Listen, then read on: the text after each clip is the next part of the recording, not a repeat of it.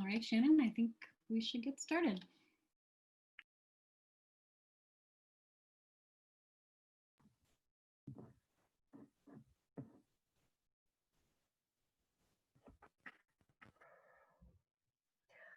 Good evening, everyone.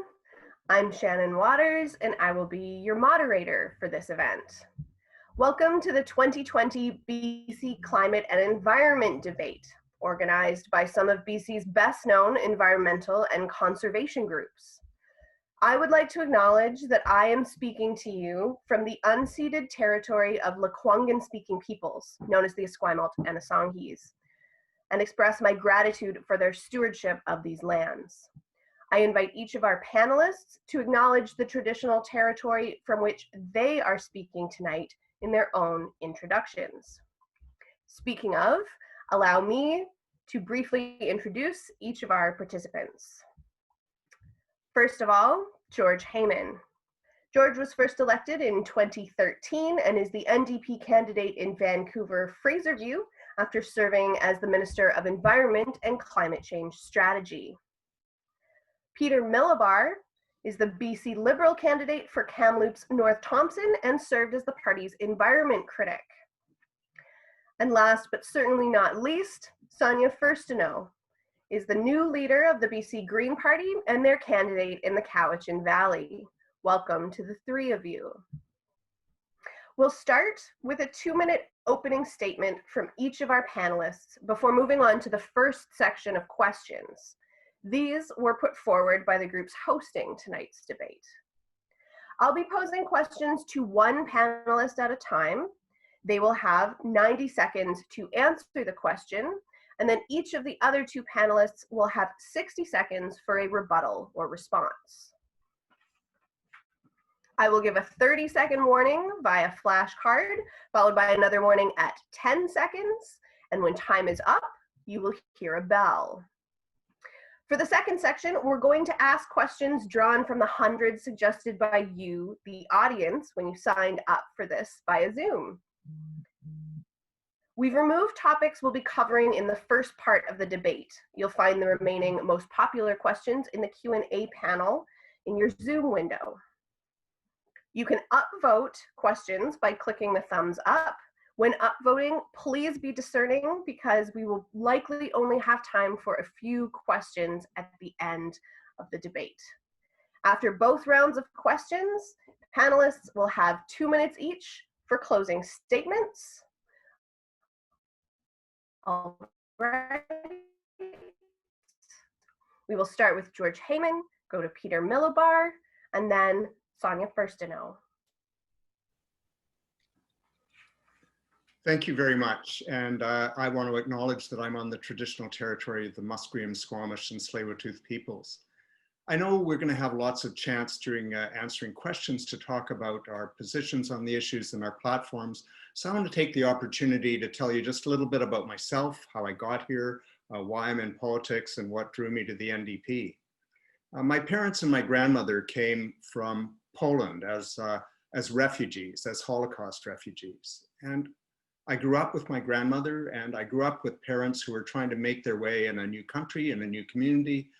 And what stands out for me the most in what I learned with them as I was growing up was their sense of the importance of really engaging with the community and being part of it. And that still is what I think of when I remember them. As a young man, I moved to Terrace. I worked there as a logger, I worked as a carpenter, and I became active in the labor movement.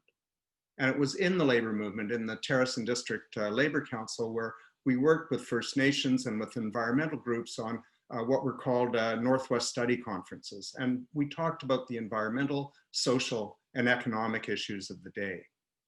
It got me very interested in collaboration, in bridge building, and I took that into my work with the cooperative movement in Terrace and also ultimately in the labor movement, where I worked for many years in the BCGEU. Ultimately, what I really wanted to do was find a way to bring together my views about the environment, my views about social justice issues, my views about labor, and try to build some bridges between groups. I saw my opportunity to work at Sierra Club as a chance to do that. And when I was there, that's exactly what I tried to do. I think COVID has taught us the importance of community, of building together, building back better together. And that's the opportunity that I want to explore with you tonight. Thank you.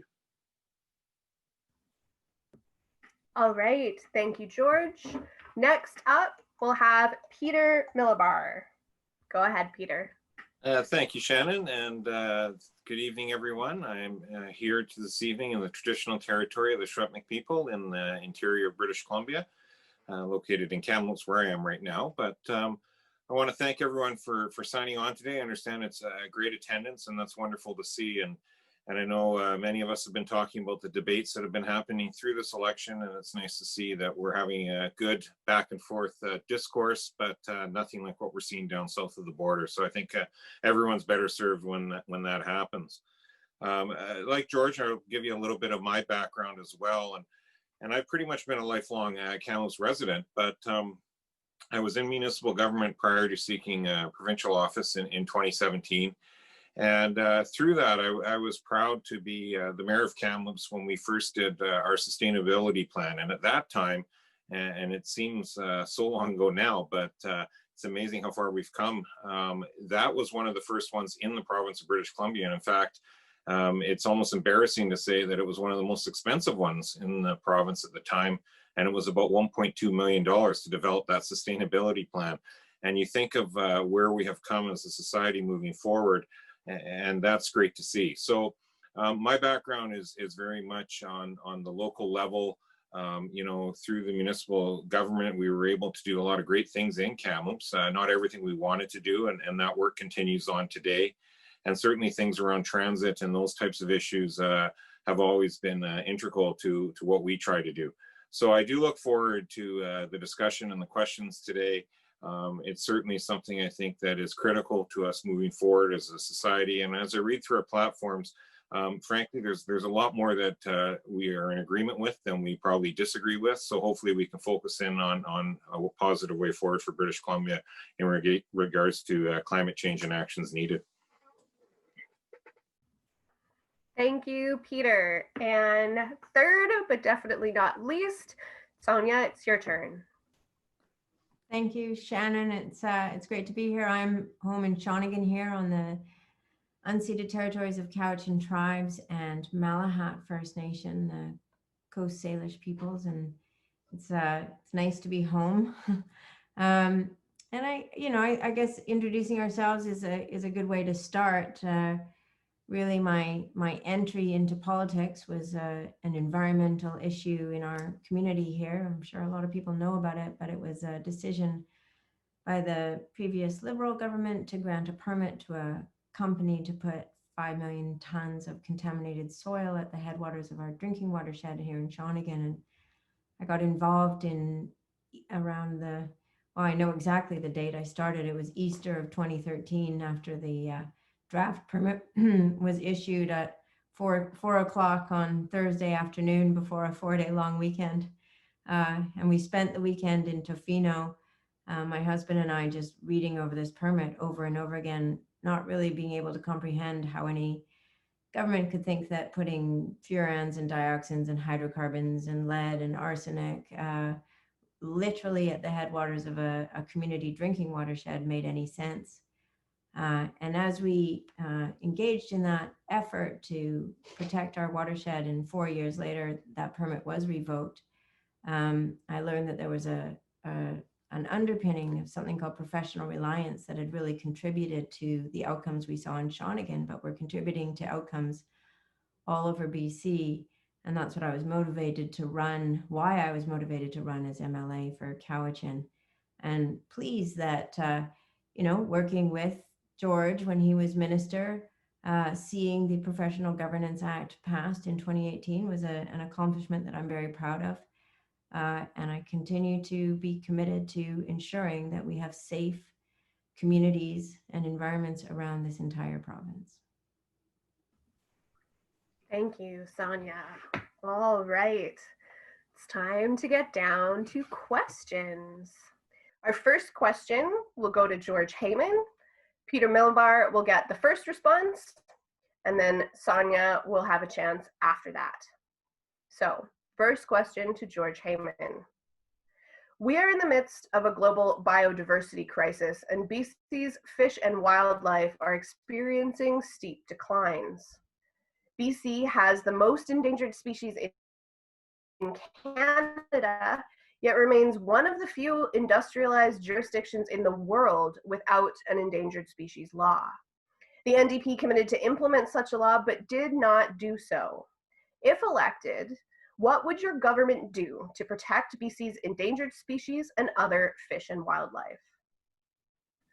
Thank you. Well, let me start by telling you what we've done and what we've been working on. We started with a fairly broad consultation on species at risk legislation, including extensive consultation with the First Nations Leadership Council and open consultation with nations.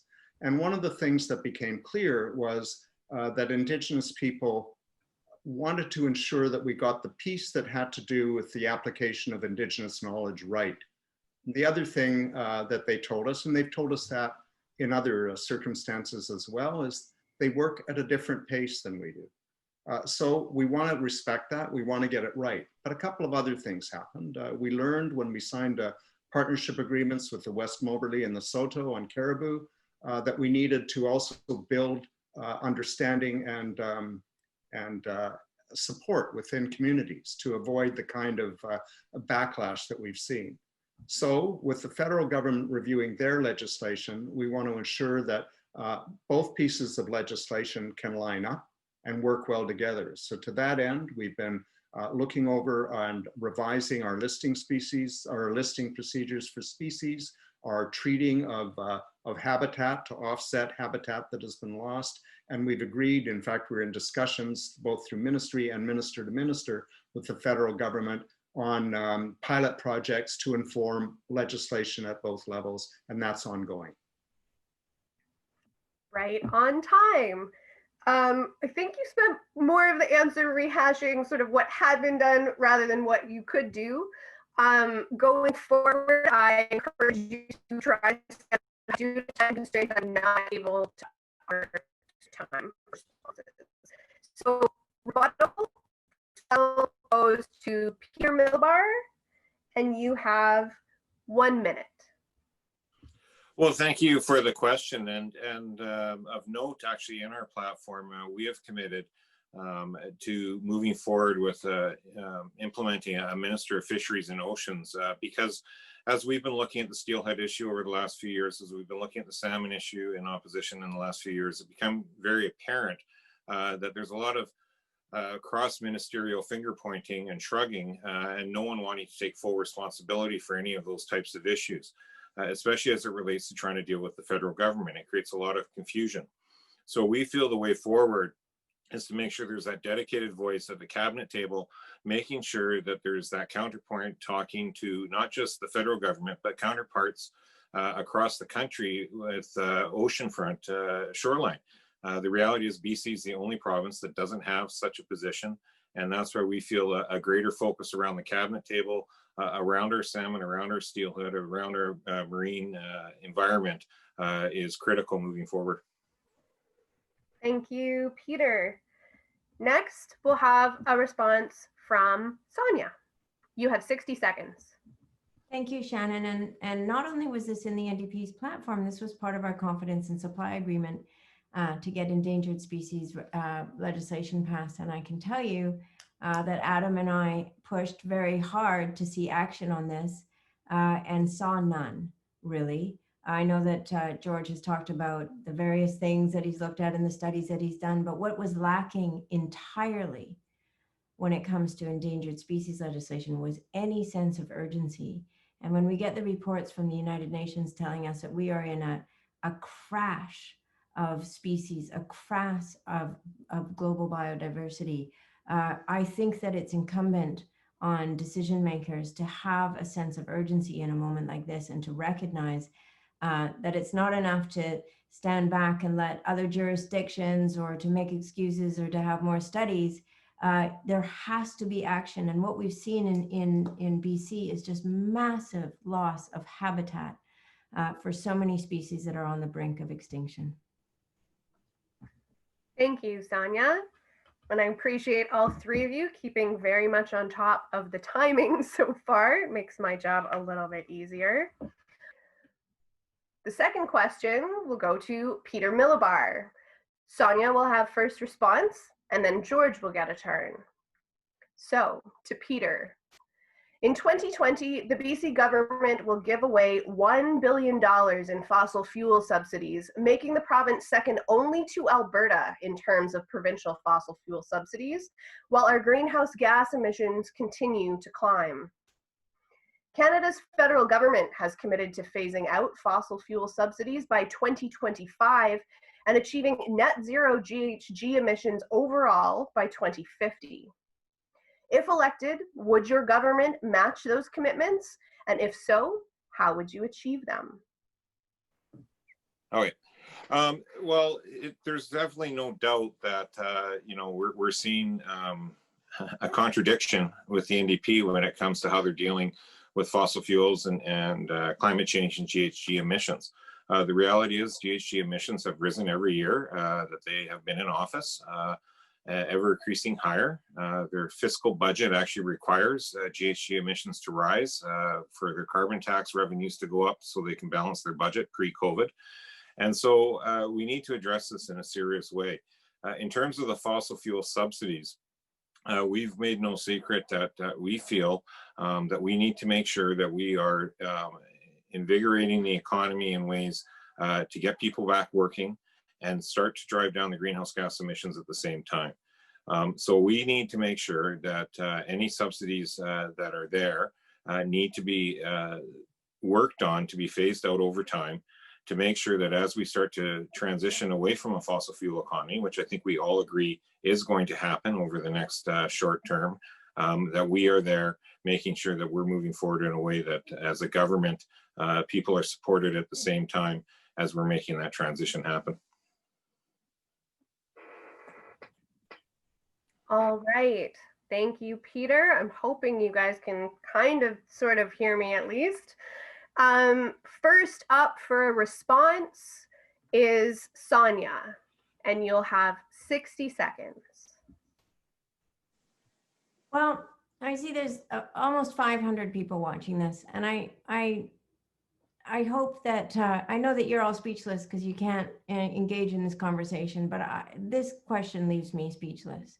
We cannot have it both ways. We cannot transition our economy away from fossil fuels at the same time as governments increasing subsidies to fossil fuel companies. It simply doesn't make any sense. And the reality is that both of the other parties agreed to massively increase subsidies to LNG Canada so that we would have a massive increase in fracking in Northeast BC, methane emissions, impacts to water, and create the largest single point source emission project in Canada by the time it's up and running. This is not climate action. This is climate denial. There's no other way to frame it than that. And for either of the other two to indicate that in any way this is climate action is nonsensical. Thank you, Sonia. We are trying to get the questions posted for you guys since we're having issues on my audio. But I don't have the document open. So we're going to try moving on to the next question, which will go to Sonia first. I think that, Shannon, the question's posted and I think George wants to do his rebuttal. Oh, sorry. Getting ahead of myself here. Over to you, George, 60 seconds. Thank you. Well, first I want to respond to Peter's claim that emissions are rising. You know, we've been in government and working with the Green Party to try to address climate change and other things for 3.5 years. We worked together on Clean BC, and it's the leading plan in North America, but it didn't take place. It didn't even get announced until the end of 2018 and begun to be implemented in 2019. The last year for which we have emissions data is 2018. So it's simply not a reasonable claim. I will say to Sonia, we look forward to doing more work on, we know we have to do more to deal with the climate crisis. We're committing to be net zero by 2050 in line with the federal government. We've introduced accountability legislation that requires reports by the minister every year on our progress, including commentary by an independent climate council, and we have committed to put an environmental lens on all the oil and gas royalty credits and take a good, hard, comprehensive look at them. Thank you, George. All right. This question goes to Sonia first, and then George will have first response, and Peter will have second. So, to Sonia. Cleanup and long-term maintenance of the Tulsequa Chief Mine is expected to cost upwards of $100 million, and it is just one of thousands of abandoned mines in BC. At the same time, transitioning to a clean economy will generate more demand for BC's minerals and metals. If elected, how would your government deal with these legacies and ensure we aren't creating more problems for the future? Thank you, Shannon. And yeah, the Tulsequa mine, that's one that we worked on quite a bit. And I really want to give a lot of credit to Claire Hume for her work on really all of these files. And it's an example of one of the problems that we have with our outdated Mining Act, which really needs to be updated. And there should be a sense of urgency on that. We aren't regulating nearly well enough to ensure that we're not seeing the kind of disasters that seem to be coming too often in BC. Tulsequa is one example of an abandoned mine, but we also had the Mount Polley mine disaster and the continuing outfall, literally, from that disaster. So if we have to start from a place of saying, what are the outcomes we want in terms of this? So if we want to have, as you say, a transition economy, and the minerals from BC could be very important in that, we have to actually identify what are the conditions in British Columbia under which these minerals can be extracted, how can they be done safely, and how do we set up legislation and regulation to ensure that happens, and then actually follow through, because we have lots of regulation in this province, but it's often not even followed. We have sort of a wild west in so many ways, and these companies have learned that you can extract and then leave a mess behind, and there's no real consequence, except for one day the taxpayers will be on the hook to clean it all up. And we really need to get away from that mindset. Thank you, Sonia. First to respond to this one will be George, and you have 60 seconds.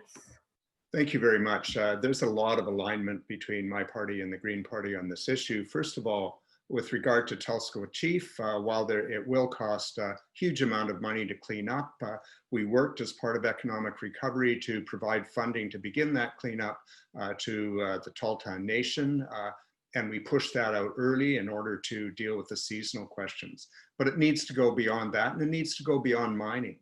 We're dealing right now with a leftover mess from a bankrupt Chinese-owned a pulp mill, and we need to, and we have committed in our platform to require bonding going forward for all industrial developments to ensure that taxpayers are not on the hook if a mess is left behind, even if the company is to go bankrupt. But the other piece of which I'm really proud is the new Environmental Assessment Act, where we put consultation with First Nations and communities at the front end, and we also require and include the ability to not only have conditions when the permit is issued, but add conditions over the time as we learn new things. Thank you. And now it's Peter's turn with 60 seconds. Well, thank you. And this is one of those areas where, much like even with the subsidies we were just talking about, there's always going to be a bit of a contradiction there in that as we transition, as we have these new technologies come on, there is definitely still that need for that mining to happen, for the resource to be extracted, to create the other product that's going to create the energy to power us as a society moving forward. The question is, we need to make sure that we continue to have high standards in British Columbia, world-leading standards. We cannot simply not see anything else be redeveloped up. and operated in British Columbia. We need to make sure that we do our part as well. We can't expect these other jurisdictions with worse mining practices to flourish for providing us our materials. But moving forward, there's no doubt we have to make sure that we are addressing the cleanup of these sites, be it this, be it the wells, you name it. There's a litany of issues that need to be cleaned up in British Columbia. Thank you, Peter. This question goes to George Heyman. Sonia will have first response, followed by Peter Millibar. So, the federal government has committed to protecting 30% of Canada's land and ocean by 2030, supported by a $500 million nature fund. Many BC Indigenous nations have put forward proposals that help meet those conservation goals. If elected, would your government match the federal commitment to 30% protection by 2030? And would you work with Indigenous nations to create new protected areas in BC? Thank you very much. The British Columbia currently has a greater amount of protected area than any other jurisdiction in Canada, but that's appropriate because we have the greatest biodiversity and the highest number of endangered species. So with respect to many proposals that have come forward from Indigenous nations, we've met directly with them.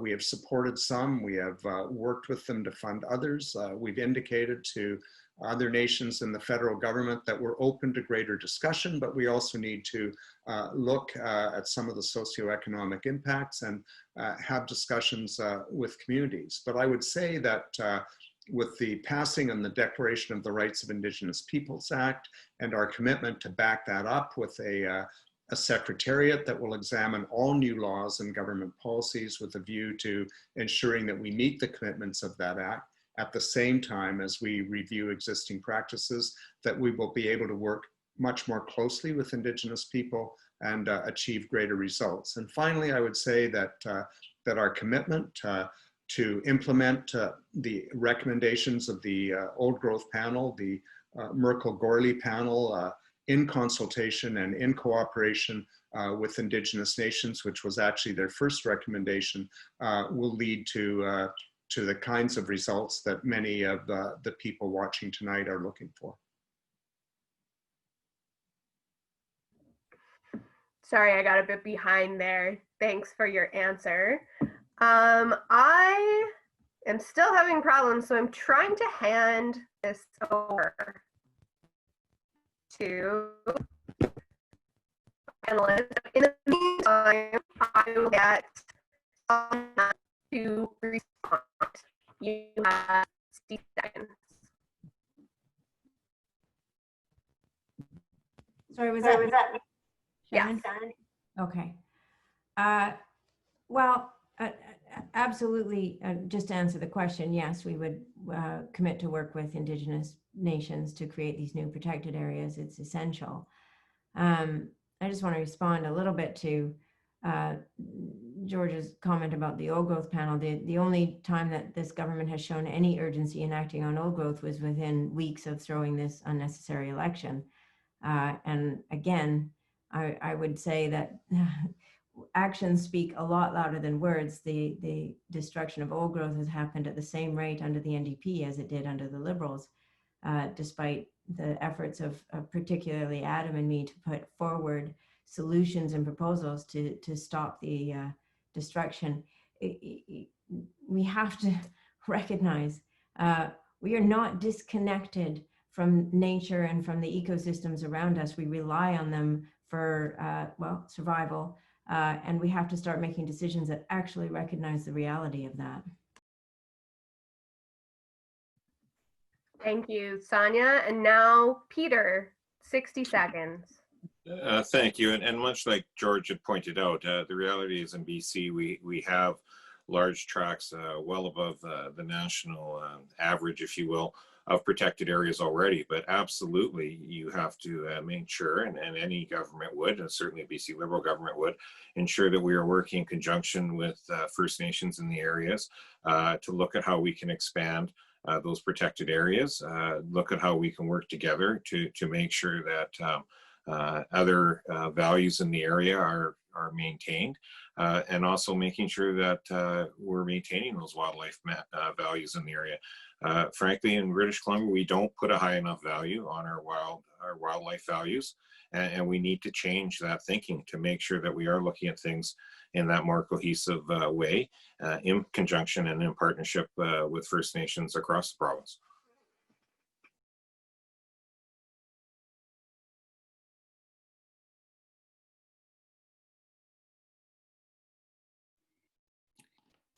All right, folks, we're going to have a slight change of pace. Shannon, Okay. her internet is just not cooperating with us tonight. So Lisa Mateus, who is the provincial lead at Organizing for Change, who is in an aquarium tonight, kidding, is going to be asking the questions. Shannon is going to continue timing and continue managing the order of respondents and holding them to account if they do not answer the question. And continuing in that moderator role. It does seem that as soon as you actually start asking the long question, it starts getting garbled. So I think the short stints, we'll just go with that. Sound good? Let's see if this works. Great. Works better. Can everybody hear me? Okay, so we're going on to our next question, and I believe we are at the forest one. Yes, and this one is going to start with Peter. British Columbia's 2004 Forest Planning and Practices Regulation explicitly prioritizes timber production over the ecological health of forests, the wildlife and salmon that depend on them, and the communities who depend on them for water and flood protection. This is still the law today. If elected, how would your government modernize forest management practices to prioritize ecosystem health and protect the full range of forest values British Columbians rely on? I'm hoping that was clear. It was, thank you. Well, there's no doubt that as we're seeing our ever-evolving and changing climate and landscape as a result, we have to relook at how we are doing things in the forest. We have to look at how we keep it sustainable, how we keep it sustainable in terms of the environment, wildlife values, but also sustainable in terms of providing much needed economic benefit to the rural areas. That said, we are committed within our platform to make sure that we are aggressively looking at reforestation practices, targeting those areas of watershed areas post-fire and post-other events that have high runoff to high-value salmon and other fish streams. We need to make sure that we are interconnecting those pieces together. The reality is that I think everyone understands that as we see more and more land use conflict happening, that we have to readjust how we've been looking at the forest management overall. We have to look at how it relates with wildlife, with industry, and with recreational users as well. And that's what we're committed to do. Thank you, Peter. And next, George, do you have a response for that? 60 seconds. I do. First of all, I think we know that that forest-dependent communities were essentially devastated when the BC Liberals removed a pertinency and allowed timber to be shipped off and mills to close. And then that was exacerbated by an over-reliance on beetle kill. We worked with the Green Caucus, with Adam in particular, to look at revisions to the Forest and Range Practices Act. The first number of revisions were made to lead to more transparency, and we've been working on and preparing to introduce the second phase, which would actually return a greater holistic approach to our forests, combined with our implementation of the old growth panel, where Merkel and Gordy put an emphasis on protecting biodiversity and ecosystems through old forests. So we need a massive change, and we need to ensure that we have healthy forests for our ecosystem services, as well as for biodiversity, as well as for a sustainable economy.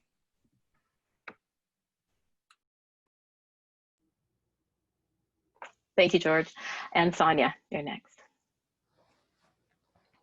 So I'm experiencing like some kind of reverse gaslighting here, because for the last 3.5 years, Adam and I have been literally the only voices in the legislature saying that we need to act urgently on protecting old growth. We need to act urgently on bringing reforms to the Forestry Act, to the Forest Range and Practices Act, that the way that things are being done is not sustainable. There's the article in Victoria Focus the other day by Broadland.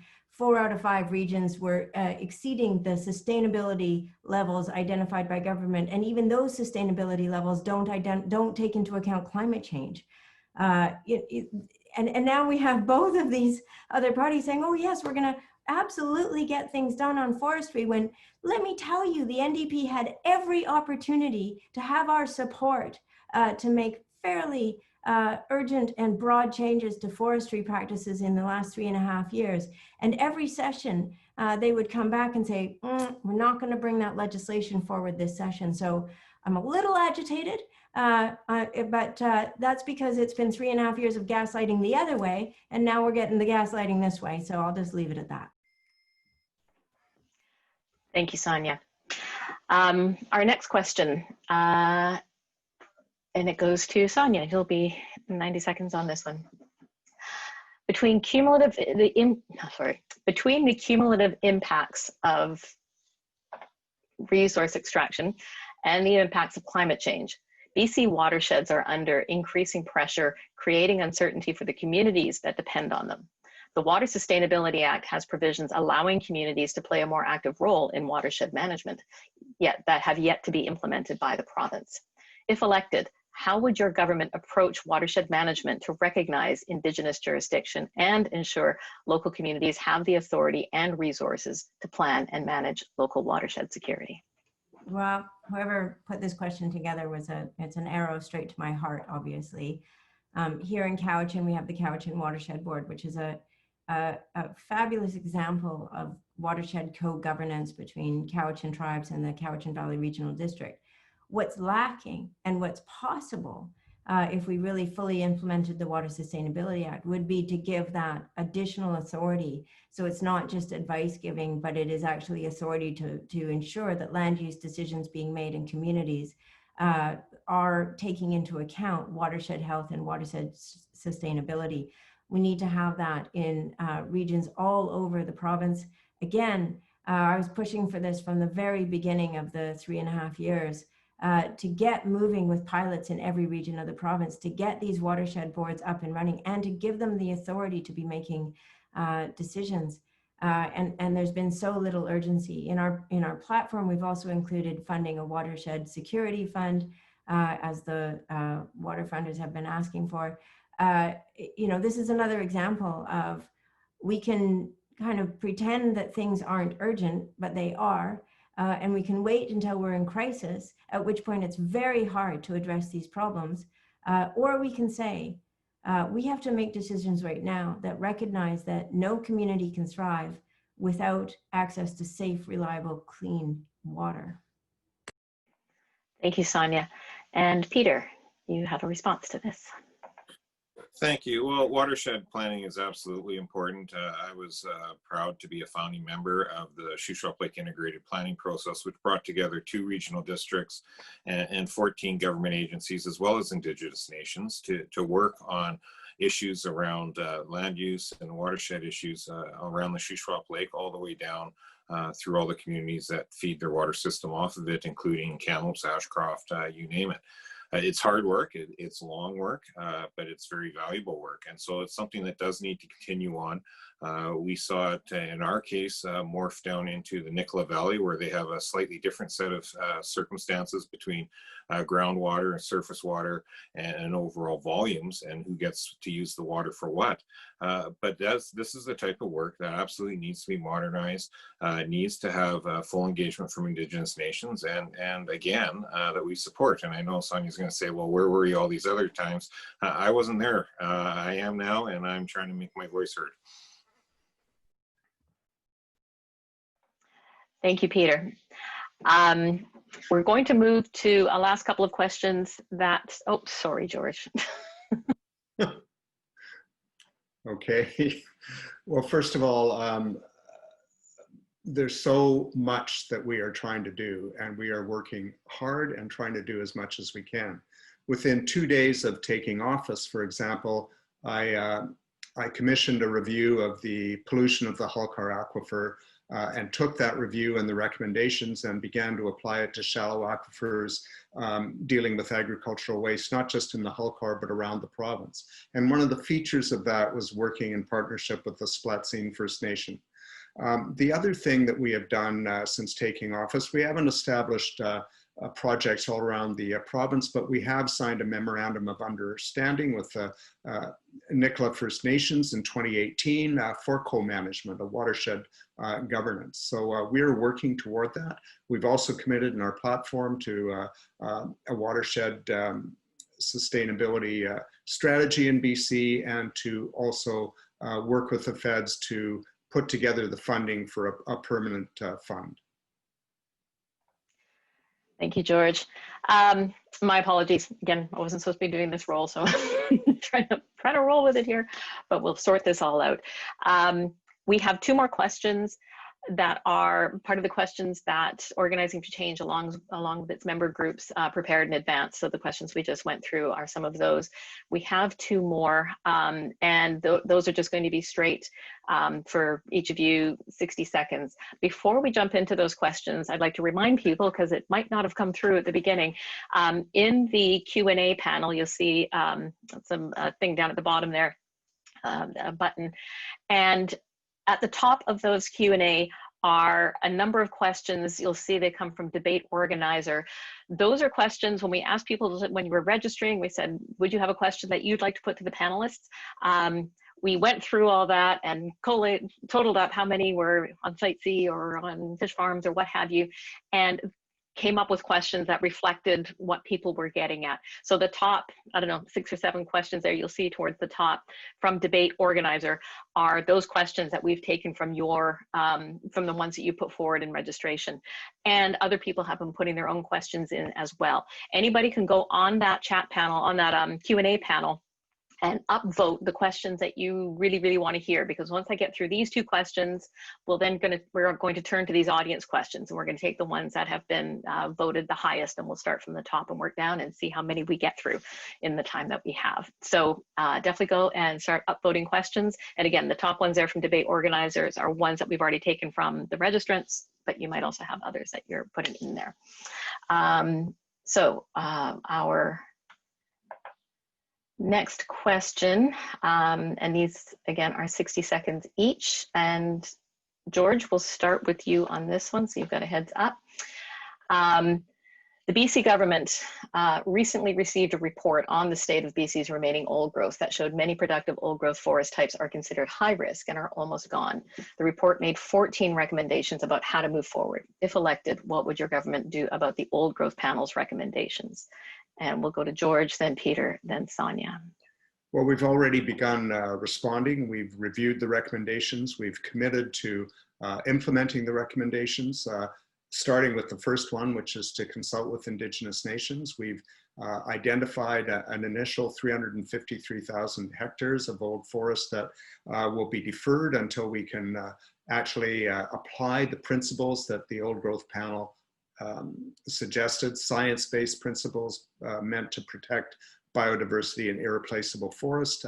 The opportunity to add to that number of deferrals obviously exists, and we've said in consultation with nations in which those forests reside in their territory, we will consider additional deferrals as they come forward as we work on a final implementation of an entire plan.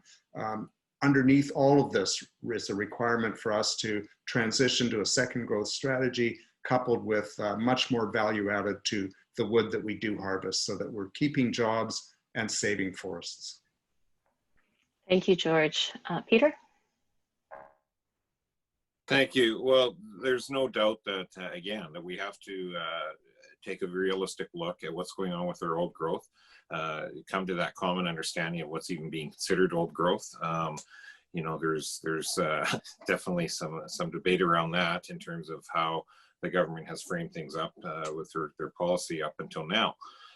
Again, a lot of this discussion tonight comes back to how we interact and properly engage with First Nations in the area, as well as with industry, to make sure that there's a cohesive plan moving forward, to make sure that we're just not going in and cutting old growth for the sake of cutting old growth, and actually taking a serious look and a proper timeline at the recommendations in the report to implement in a timely fashion those that we can find agreement on, especially in conjunction with Indigenous nations.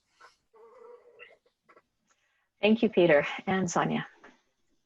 So just to be clear, we're the only party that's indicated that we would implement all of the recommendations of the old growth report, and that over the last 3.5 years, there's been this kind of fascinating math that's been done by the NDP around old growth, where one, they'll count things like scrubby subalpine forests as old growth and indicate that that's part of the protected old growth.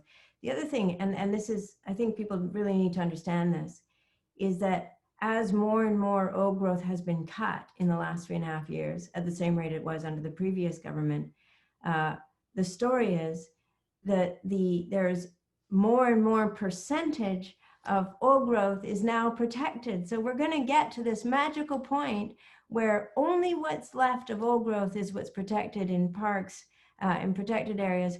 All the rest will be gone, and we can celebrate 100% of the old growth that is left is now protected because we've cut down everything else. It has been an abysmal record on old growth in this government, and they should take responsibility for it.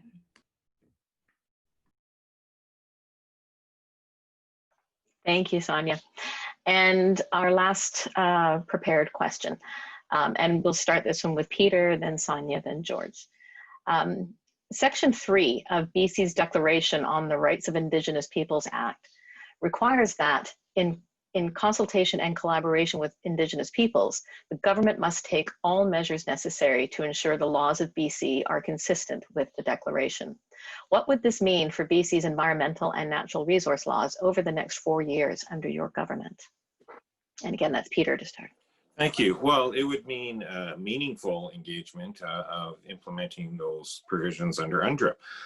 Unfortunately, what we saw, and it's now being used as an excuse for why we have an election, is a prime example would be Bill 17. Bill 17, which purported to be a clean energy bill, that would have saw an increase of brown power being imported in from the States.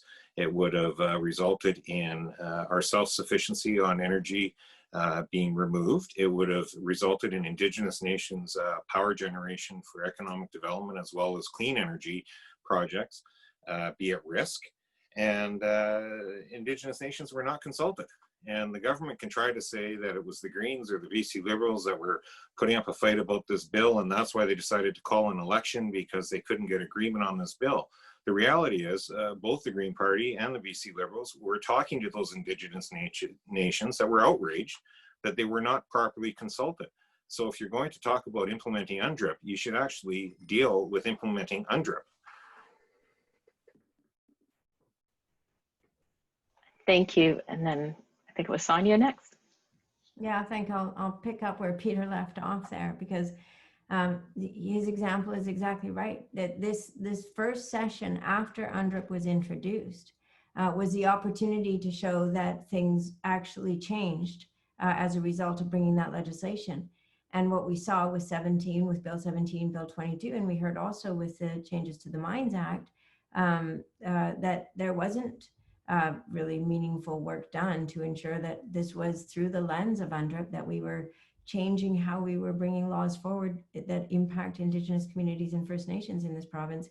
And, you know, as Peter has indicated, this has been used to try to blame us for this unnecessary election, which is atrocious and appalling, when in fact it should be recognized that this was an unwillingness on the part of the NDP to actually put action into the words again of what they had said about what UNDRIP meant. And it was deeply disappointing, and it needs to be changed.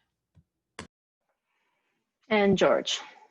Thank you. Well, let's be clear. We withdrew Bill 17 to undertake greater consultation because it was clear that's what was needed, and also to give a clear definition to clean energy, which was the purpose of the bill, to replace unnecessary self-sufficiency with a guarantee that the energy we used would be clean.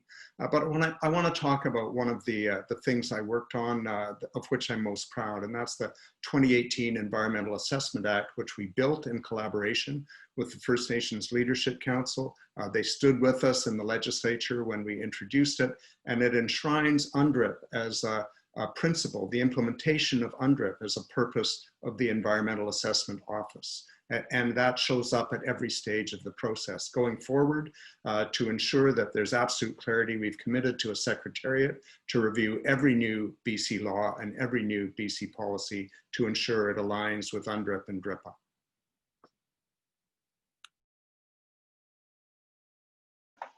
Thank you, George. So we're going to move into some audience questions shortly in just a moment, but I want to give us an opportunity to hear from the people that have joined us from the audience. Is a poll that we'd intended to start at the beginning of this that didn't really come through, so we're going to do it right now. In a moment, at the bottom of your screen, or maybe in the middle of your screen for me, a poll has come up there. So in polls that we're seeing in the news, British Columbians are saying their most important issues include housing, poverty, homelessness, the economy, healthcare, COVID-19, and the environment. We want to know how important the environment is in your voting choice, the people here on the debate tonight, in your voting choice in this election. So in this link, tell us, is it top of mind, second most important issue, third most? And after our next bank of questions, we'll give you the results from that. So go ahead and let us know what you think.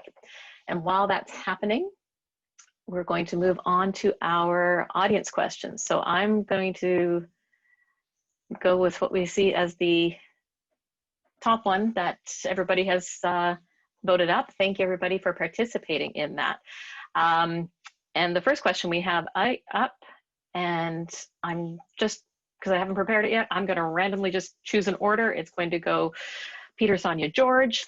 Given the technical risks and escalating costs of the Site C dam, do you support ceasing all construction on the dam until qualified and independent professionals assess the problems and until there is a full and transparent public accounting of the costs of completing the project?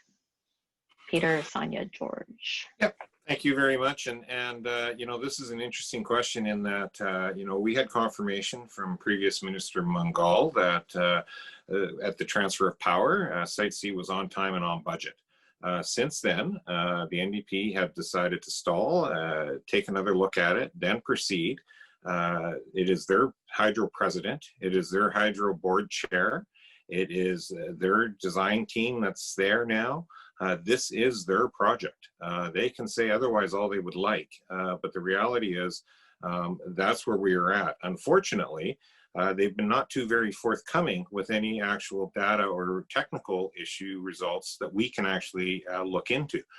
So it's something we would have to study very hard if we were fortunate enough to form government to make sure we took that look at it. But with the NDP suppressing documents and hiding information, it's very tough for anybody to actually make an informed answer to this other than George. And Sonia, next. So this is one of those files where it appears that what happened was listening to those people and experts that informed or gave the NDP what they wanted to hear and not listening to people that they didn't want to listen to. So in 2017, the BCUC report clearly indicated we could have gotten the same amount of power from clean renewable energy projects distributed regionally across BC, but the NDP decided to go ahead with this project, having promised voters in 2017 that if they were elected, they would stop Site C. So that's important to remember. The other thing is that they're saying now, oh, we didn't know about the geotechnical issues, but those were identified in 2017 as well. And now, under the cover of this election, the work to divert that river is underway. And I think that that is a shocking development that is happening right now. We have been clear from the very beginning, this was never a project that made any sense. And George. Well, thank you. And Site C, we inherited from the BC Liberals. We opposed it in opposition. Our commitment in 2017 was to submit it to the BCUC, and that was reflected in the agreement with the Green Party that led to us forming government. We heard from people on both sides. We upped the budget for it because of the reports of geotechnical issues. It was a tough decision, and I appreciate that many people are opposed to the decision we made, but we simply did not feel that we could stick British Columbia taxpayers with $4 billion in added debt that would take away from some of the other programs that we were committed to working on. We have new information now. It's extremely disturbing new information in terms of what BC Hydro presented to the Utilities Commission. The Premier and the Energy Minister asked Peter Milburn, an engineer and former Deputy Minister, to review it and to report back to us, and we'll make a decision if we're government based on that report that comes back shortly after the election. Thank you, George. Our next question, let's see, we'll go Sonia, George, Peter on this one. Previous governments have approved 40-year export licenses for LNG Canada, Kitimat LNG, and Woodfibre LNG. This commits BC to increased fracking to export LNG exports and to support LNG exports until 2065 or later, with significant provincial greenhouse gas emissions from these projects. How does LNG fit into a bold plan for climate action, especially if we're aiming for net zero by 2050, and in a way that doesn't put additional burdens on British Columbians and other economic sectors? There's just simply no math that makes this work. So if we are aiming for net zero by 2050, LNG Canada alone would account for 160% of our allowable emissions, which would mean every other sector and human would just have to curl up into the fetal position and not move if we're going to, well, we can't, it can't be done. And again, this, it's an astonishing thing in 2020 after we've endured the smoke from the fires in Western United States for weeks on end, to have anybody in any position of decision-making say that we can somehow manage to fit fracking and the methane emissions from fracking alongside of LNG into any kind of realistic climate plan. And when the NDP say we have a plan to get us to 2050, they don't. There is no plan. There's the Clean BC, which was a BC Green initiative. And then there's the black hole in the middle of Clean BC, which is LNG Canada, subsidized enormously with the collaboration of the two other parties. And you know, I don't know how else to say it other than it's just simply not possible to meet our climate targets and to continue to ramp up LNG in this province.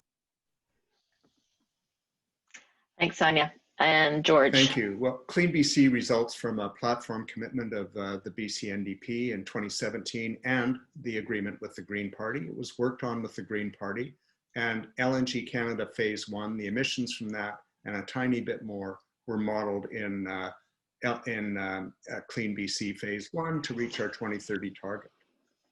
Clean BC does not contemplate unlimited LNG production. What the Premier has said and what I have said is that we have modeled a certain amount of emissions within Clean BC.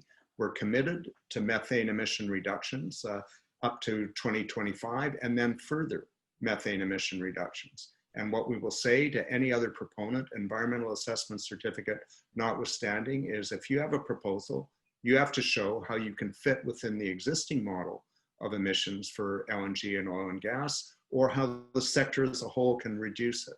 We have committed in our accountability legislation to sectoral targets to be released by next spring, and if elected, that's exactly what we'll do. Thank you, George. And Peter.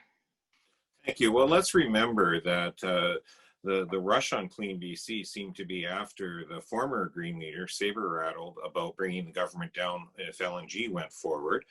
It was then brought forward 2 years ago with 25% of the plan not even accounted for, and still hasn't been accounted for. And LNG, although Phase 1 is being talked about, the current LNG project actually has permits for double the capacity of what they're building. And so they could double coming online with permitting already in place. So I think we have to keep all of that in the context of what we are talking about here in terms of moving forward with plans. The government could have been brought down on any of these budgets. They weren't. So frankly, you know, I think we have to take a clean look at this in terms of moving forward with that expanded LNG. There's simply no way, and George knows this to be true, and Sonia is correct, that they are going to be meeting their commitment for 2050 when they can't even meet their commitment to finalize a Clean BC plan that's still missing 25% 2 years after it was first announced. Thank you, Peter. Sticking on this theme, the next question that people have voted for, and we're going to go George, Peter, Sonia on this one. Oh, I got moved on my screen here. Fracking is dangerous for our health, particularly through water and air pollution, as well as for wildlife and the environment we depend on. It can even trigger local earthquakes. Will you implement a moratorium on fracking until a full assessment of its health, safety, and environmental impacts is completed? And George. Well, I can't, and our party hasn't committed to a moratorium. We did a study on fracking. We may do more studies based on evidence that comes forward. It's important to do that, but that's not a commitment that I will make today. What I will say is that we want to monitor everything that is happening in the Northeast and other parts of the province from the perspective of both climate, water, and human health. I want to take the remainder of my time to respond to Peter. As Peter knows, all of the permits for LNG Canada Phase 1, Phase 2, and other projects were issued by the Liberal government. And Peter also knows that if government decides that we are going to hold a sector or an industry to a certain level of emissions to meet our climate targets, there are a variety of tools that we have to do that. We have been clear.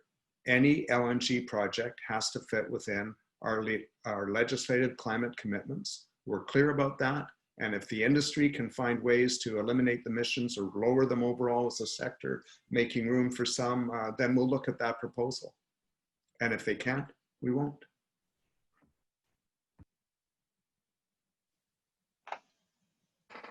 Sonia. I think, isn't it George, Peter, Sonia? Sorry, that was the order we were usually going in. I'm fine to go, but.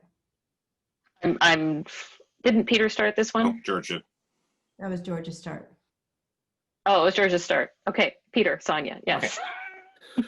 Okay, well, thank you for the question. And no, we have no plans to put a moratorium in on fracking. So I'll leave that short and to the point.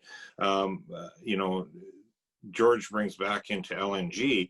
The reality is George used Phase 1 as to hang his hat on Clean BC. My point was simply that he knows full well that LNG has expansion potential built in that's nowhere to be found in Clean BC, let alone the missing 25% of the Clean BC plan. And so it's very disingenuous to try to make it sound like this is some robust plan and we're supposed to have any faith that 2050 is going to be met when here we are in 2020 and they haven't even made that target for their emissions plans. So in terms of the fracking, as I say, we have no plans for the moratorium, and we'll just leave it at that. And now, Sonia. Thank you. Well, yes, we have raised this in the legislature numerous times, that there are a lot of studies, a lot of indications that fracking is puts groundwater at risk, that the methane emissions are very serious drivers of climate change. And that there's also evidence that it is causing earthquakes and seismic activity in the Northeast around all the areas that the dams are being built. Neither of the other two parties will put a moratorium on it because fracking is essential to the entire LNG plan. And again, it's disingenuous to say, well, we'll be able to fit whatever these projects are into our climate targets. You cannot fit the LNG Canada project into the climate targets as they exist now. There's no math that can make that work. And so it's you know, it's like an exercise in let's pretend if any of these conversations are happening. If we're serious about climate action, that means transitioning away from fossil fuels. Thank you, Sonia. For our next question, we're going to be talking about salmon, and this one is going to go Peter, George, Sonia. Or did we just, no, we did that. No, Peter, George, Sonia, yes. I'm just kind of randomly writing down orders, so you're gonna go from those. Restoring habitats is critical to rebuilding struggling wild salmon runs and helping them adapt to climate change. Thousands of kilometers of salmon habitat in BC are damaged by poor resource extraction practices or needlessly blocked by obsolete or abandoned structures like dikes and culverts. If elected, how would your government protect and restore salmon habitat? Well, thank you for that. And as I touched on earlier, that's why we've made the commitment around a Minister of Fisheries and Oceans to put a better focus on things related to salmon and our marine stocks. But also, you will note that we do have a commitment around making sure we put priority to those runoff areas, to those high value areas for fish habitat in terms of reforestation, either after a natural disaster or better and enhanced after logging operations, as well as maintaining, making sure that we're taking care of that whole picture in terms of the stream beds and that like as well. So, I think our commitment is very clear on that. We certainly are recognizing, and the alarm bells have been ringing for some time now, that this needs to be addressed seriously. I live on the Thompson River, which used to be the largest salmon run in the world. That you barely would know what's coming through these days. And so, it's something that I have very near and dear to my heart, and want to see us as a society make sure that we do everything we can to reclaim the former glory that was our salmon stocks. Thank you, Peter. And George? Thank you. One of the things we did as part of our economic recovery plan was to fund watershed restoration projects all around British Columbia to the tune of $27 million. We funded every single proposal that was brought forward by Organizing for Change groups with whom we consulted that could be delivered in this fiscal year, and we'll certainly consider more as time goes on in budget 2021. We've also committed to working with the federal government on a coastal protection strategy with a focus on salmon and salmon habitat, ensuring that we're cleaning up pollution and protecting the habitat that our wild salmon need to thrive and recuperate. One of the things I'm also extremely proud of was the groundbreaking agreement that was reached with First Nations in the Broughton Archipelago to remove immediately a number of fish farms from the area. Some others are being phased out over the next 3 or 4 years, and the remainder are at the discretion of those nations, and we're looking to expand that kind of process in other areas of British Columbia. Thank you, George. And Sonia? I just want to really give a lot of credit to Adam Olson and his work on wild salmon, and as well as Claire Hume. She did an incredible amount of work with Adam on raising the issue that wild salmon were not only severely at risk, which they are in this province, but that there was no real recognition that somebody had to be managing this file. Different aspects of it fall to so many different ministries, and one of the most important ones, of course, is forestry practices, the lack of regulation, the destruction of riparian areas that results in the habitat for salmon, which are so essential to them thriving. And I'm very proud that we have Alexandra Morton, one of the most foremost champions for salmon, running as a BC Green candidate in this election. And I think that her voice in the BC legislature would be one of the most valuable ones if we're very serious about moving forward with protecting salmon. Thank you, Sonia. And my window over here jumped and I missed the question that actually got voted before this one, but it's also on salmon. So we're sticking with the theme. So glad I can get this one in, or the salmon people would not be pleased. So salmon farms spread, and this one's going to be Sonia, Peter, George. Salmon farms spread harmful viruses and parasites to young wild salmon and require provincial licenses to operate. The province and First Nations are making historic progress by removing 17 salmon farms from the Broughton Archipelago, but it's business as usual everywhere else. Last year, the federal government committed to working with the province to transition BC salmon farms to closed containment facilities by 2025.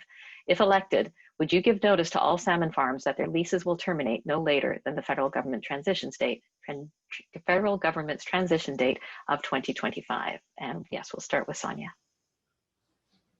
Yeah, and further to what I was saying about Adam's work, Adam and Claire and I actually traveled up to the Broughton and spent time with the Namgis people early in 2018 to see for ourselves and literally to smell for ourselves what those salmon farms were like. And absolutely the evidence that they are passing on very harmful pathogens, viruses, sea lice to wild salmon are and very much a threat to the salmon is something we have to take seriously.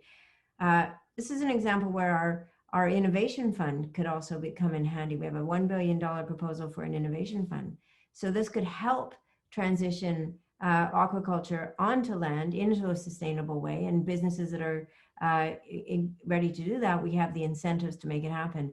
But in no uncertain terms, salmon farming has to be moved out of the oceans. It is too much of a threat to wild salmon in this province.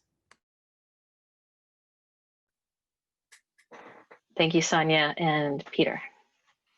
Thank you. Well, we've long had discussions with the salmon farming industry as BC Liberals and have worked well with them in the past, and that would be our intention moving forward. Certainly they've indicated in the past and discussions I've had with them a willingness to try to go land-based if at all possible, but they also recognize that they do need that help to make it economically viable in the short term to be able to locate as a land-based farm. You know, moving forward, aquaculture is still a very important part of the overall BC economy. It's going to be more important in the farm stocks of all forms of aquaculture as unfortunately our natural wild stocks diminish across the world. So I think there is an avenue there to continue working in partnership with the fish farms, with Indigenous nations and the federal government to try to make sure that we still have a robust aquaculture industry, predominantly land-based, that moving forward is sustainable and takes that long-term view.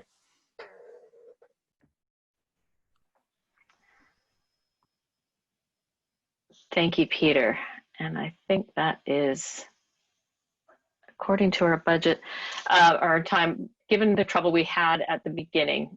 Oh, sorry, I'm forgetting. That's 3 times now. George again. Let me speak briefly. First of all, again, I just think the agreement in the Broughton Archipelago was historic, and it was reached, you know, between the government, Indigenous nations, the Namgis, government to government. It was facilitated by Indigenous and non-Indigenous people, and it also involved industry. That's a model that worked and that we want to use in other places. The federal government, as you know, has primary responsibility. If they say that all open net fish farms will be transitioned by 2025, that's the end of the story. But I think we know that some nations want the economic opportunity that comes with aquaculture, and we're eager to work with them to support a healthy aquaculture industry on land, closed containment, if that's what they choose, and to work with them on other economic opportunities which they identify. Thank you, George, and my apologies. Trying to keep track of my orders here. So we are down to the last few minutes. We're going to go to closing statements in just a moment. I'm going to ask Celine to post the results of the poll that we asked you to do earlier. And maybe not surprising for the audience that we're going to have on here, but environment is going to be top of mind for 85% of our audience, and the second most important issue for another 14%. So yeah, this is a very important topic, obviously. After the closing statements from our candidates, we're going to do a bit of a closing, and that will include an exit poll. And you can start thinking about it now. I'll tell you right now, so you'll stick around to do it. We're going to ask you if this debate has actually changed your mind about how you're going to be voting. So think about that, and we're going to go to closing statements. And I'm going to start with George, just so it doesn't fall off the bottom of the list again. It'll go George, Sonia, and Peter, and that's 2 minutes each. Thank you. I started the evening by talking about a little bit about my history, and I didn't get to, because there was 2 minutes, why I ran initially and why I'm running again. And besides the fact that I really enjoy representing constituents and helping to build a better community, it's really important to me that we cease seeing the environment and the economy as opposing interests. We need an environmentally supported economic development and economically supported environmental protection. That means, as Sonia has said, innovation, technology, and a number of measures. I'm extremely proud of the new Environmental Assessment Act that we brought in British Columbia, particularly because it was the first expression of the UN Declaration on the Rights of Indigenous People, and because it will change the process profoundly. It includes consideration of climate impacts, consideration of future generations, and consideration of cumulative impacts. I'm also very proud of Clean BC, notwithstanding comments about LNG. We know there's more to do. I know, and everyone should take my words as what's modeled in the plan. We are going to reveal how we're going to meet the remaining road to 2030. We're going to show how we're going to move on to 2040 and 2050. We've had success in a number of areas, and we're exploring a number of others. But Andrew Weaver and I agree that it is the most ambitious plan in North America. We don't agree on everything, but we agree on that. And I know Andrew entered politics because climate was important to him, the most important thing to him. It is why I am still in politics, to see a climate plan continue and be developed fully and set the stage for the future of British Columbia. Thank you. Thank you so much, George. Actually, we're going to run that poll right now, just so people can do it while this is going on, and hopefully we'll be able to report the results before you leave. So when you get a moment, do that, but also pay attention to our next speaker, who is going to give us 2 minutes for her closing statement. Sonia, thank you. Thank you, and I've enjoyed the opportunity to be here tonight. I think all of us really understand the challenges that are in front of us. We feel this connection to our province and to our land, but our current policies are failing to do the job that we want to see happen. We're not managing our resources sustainably, and we're not preserving our natural ecosystems. We are seeing fish and wildlife populations in decline for decades and currently at record lows, many on the brink of extinction. Our forests have been unsustainably managed for decades, raw resources shipped out of the province for the benefit of foreign shareholders, while local communities see their jobs and mills shut down. And our last remaining high-value old growth is still being logged at an alarming rate. We've made some positive steps with the NDP in the last 3.5 years, but they've shown quite clearly that they're not committed to climate action and truly protecting the environment. Individual candidates might be committed, like George, but when it comes down to it, urgent environmental issues got put on the back burner every time. I really do believe that no single party should be given all of the power, especially when it comes down to managing our government. We're committed to, as Greens, transitioning our forestry industry to actually being sustainable, where we manage the forest for all of the values that they hold as habitat for endangered species, filtration for water, carbon sinks, places where we recreate and reconnect with nature. We're committed to ending the harvest of our most precious old growth, and we're committed to fully embracing climate action as at the heart of everything we do, treating the climate crisis with the urgency that it deserves. The challenge in front of us is a big one, absolutely, but we can do it. And we need Greens at the table if we're going to make the progress that we need to see in this province. Thank you for that, Sonia. And last word to you, Peter. Thank you. Well, thank you everyone for joining us this evening. And it's, you know, you're certainly the much more engaged within the environmental realm than average citizens, and that's unfortunate that there's not more that are. But the reality is that we are facing a crisis. I think we all agree on that. I personally am someone that very much believes in deliverables and what is actually happening. Marketing documents like a Clean BC, and frankly, I've called it that since day one. You know, they look good, but what is the actual end result? And you know, I'm still waiting for a clear answer from the NDP as to whether or not their strategy around LNG and now their net 2050 commitment is really around Article 6 on the Paris Accord, or if it actually is about making sure that the rest of the British Columbians essentially drive their emissions to zero so that industry can continue on. I think we have to have that honest conversation so people understand where the goalposts are and where things are moving. You know, as I said at the beginning, I think everyone on this call, frankly, we probably agree in one form or another on probably 80 to 90% of everything that is being said. So, you know, how do we leverage that agreement to make sure we move forward as a population within British Columbia for the betterment of all, for the betterment of our environment, and make sure that that's looked after first. And it's not just the environment this happens on in politics, it happens on a wide variety of things. We spend all our time throwing buns at each other over 10% of something. And so let's figure out a way forward to actually have meaningful results.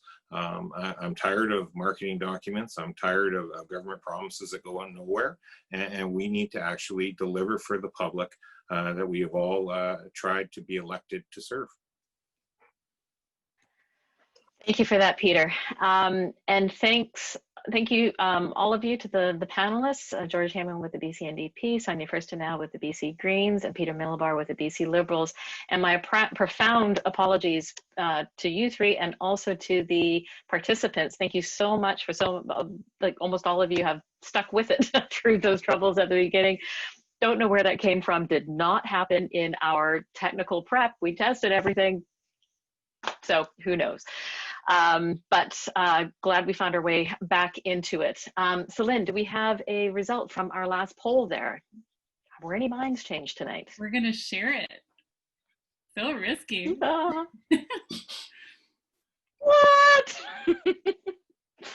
Well, there's 16% of people that's, yeah, they've had some impact on here. So thank you so much, everybody, for your participation, for sticking around through our challenges. To everybody on Facebook Live, yeah, thank you for persisting as well. And I'm not sure, we're intending to put the video of this up, make it available.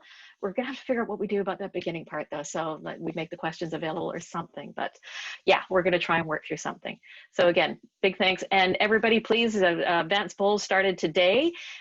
So if you've not got your ballot in the mail yet, get that in by Saturday at the latest. If you can't get it in the mail by Saturday, take it to your local, your district electoral office and drop it off, or you can drop it off at any polling station. I'm sure they're going to have boxes there so you don't have to wait in line. So if you haven't gone to vote yet, you haven't sent in a mail-in ballot yet, make a plan to vote just in your head. Think about it. I'm going to get up, go do this. It's amazing how much of a difference it makes, so you don't get to the end of it and say, oh, I forgot, because it's an important one. They all are. So thank you again, everybody.